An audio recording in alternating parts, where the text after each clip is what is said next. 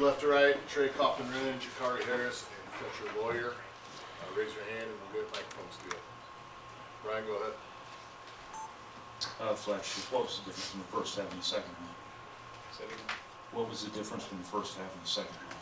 Yeah, we had a good start to the first half. I've been picking up some fouls. You guys have been in foul trouble, but we just didn't start off good in the second half. Had a couple turnovers, but missed a few shots. But ultimately, I think it was our defense. Just let them score easy buckets and get out and do what they want to do. Trey, kind of along the same lines, just you guys have not really let teams go off on runs like what Ohio State was able to do tonight. What do you think was the biggest factor in why they were able to get on those extended runs?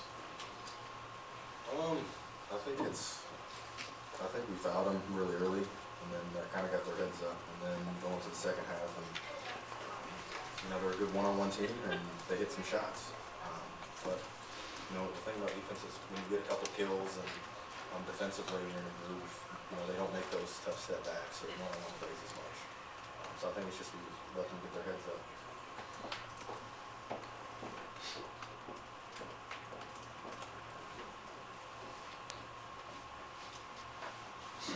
You guys saw a lot of Bruce Thornton in last year's matchup. What do you guys see from him tonight? Anything new? Anything outside of the game plan? Pretty good player. He gets to his spots, and the record doesn't mean much because they're a good team. They got a lot of talent. So he's head of their program. Everyone probably good.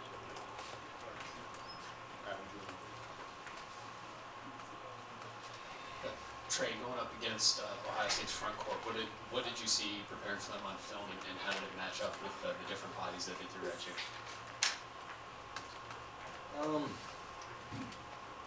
We just knew they were, you got Oregon, obviously their big guy. They were going to be in a deeper drop. I knew these guys were going to be flat edging on, or, a little bit up on their ball screen defense. Small things, and then whenever obviously there was a smaller guy on me, they tried posting me up. So it's really just reading whoever's on me and playing through there. Gicarri, they were 8 of 12 from 3 in the second half. Just what were you seeing out there as why they kept getting open that way, and where the breakdowns were? I feel like it was just us staying square to the ball. They ran a couple ghost screens, and we turned our hips and gave them an angle for them to get downhill and for them to have opportunities to play making, for us to help down and to hit them in the corners. So we were just breaking down so easy on defense, and that allowed them to drive to the basket and get kicked out the reach. So, they made a couple of tough threes at the end. So. Trey, you guys played a lot of games here in a short period of time. Obviously, had the trip out west. Did you have your legs in the second half? Obviously, it's really tiring when you go out west, and there's so many things as far as getting back in different time zones and going to sleep early. But we try to do a really good job of recovering. It's one of those things we can't control. You got to show up every day and practice hard and prepare for each team. So. Fletch, did you guys know the score after the Mobley 3 or the 2-pointer that was kind of called a 3, and then just kind of that crazy possessions toward the end there where you guys get a couple turnovers? Just what happened defensively? Yeah, they messed it up. It went to 4, and it should have been 3.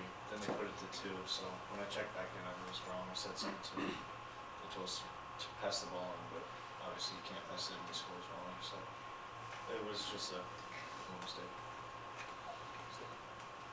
Fletcher, I know you guys didn't shoot well from beyond the arc out in the Pacific Northwest. It seemed like that kind of carried over. Does that have to be a weapon for you guys to win games like this? I mean, you can't go through a game in the Big Ten and rely on 3 made 3-pointers, I don't think.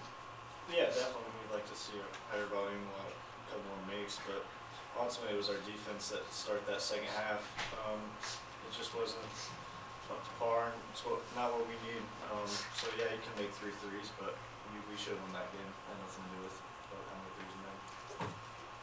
Fletch, it seems like a game ago, but the minutes that CJ gave you with Braden picking up 2 early fouls to kind of help build that lead in the first half, how valuable were those minutes for him in that situation without Braden on the floor? Yeah, CJ and Gicarri, they both just stepped up. They've been huge right when they got here in the summer. We knew they'd be able to play and help us win. And when you see a guy that's so valuable to us like Braden get 2 fouls quickly, it's obviously something you're gonna have to adjust to, but they both did a good job of doing their job and taking care of the ball and getting guys shots to push that lead. Trey, you guys created a lot of chaos again on defense. But so did a lot of things change in this game, or was it just the shot making primarily? Yeah, it's just every team's different.